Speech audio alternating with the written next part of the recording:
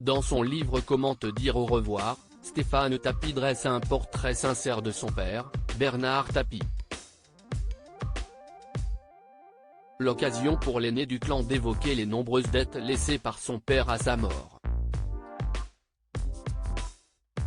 La vie de la famille Tapie ne sera plus jamais la même.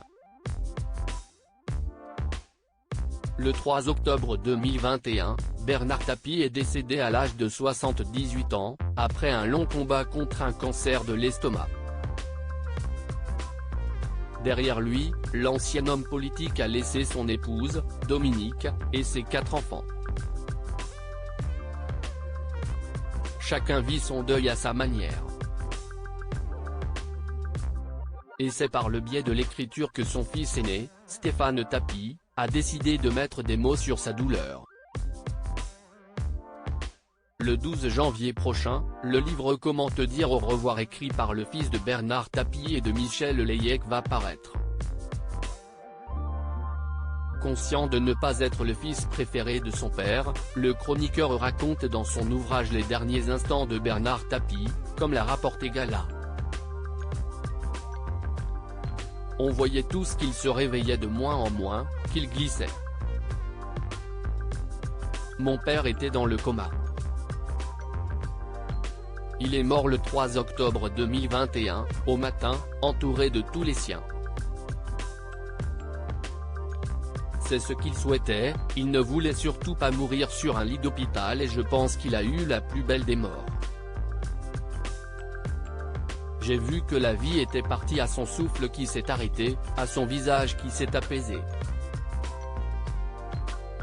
Pour mon père, la mort a été un soulagement, une libération.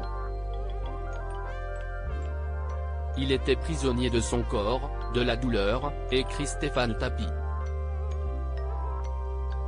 Bernard Tapie cachait-il de l'argent dans un paradis fiscal ?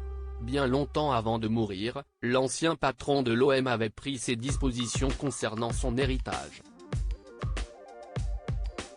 J'ai mis tellement mes gosses que je serais incapable de les déshériter.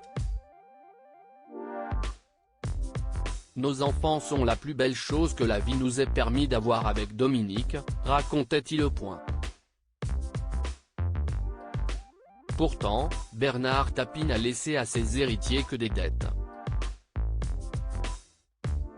Plus de 400 millions à rembourser, c'est une somme, affirme Stéphane Tapie, qui a décidé de mettre un terme à une rumeur persistante.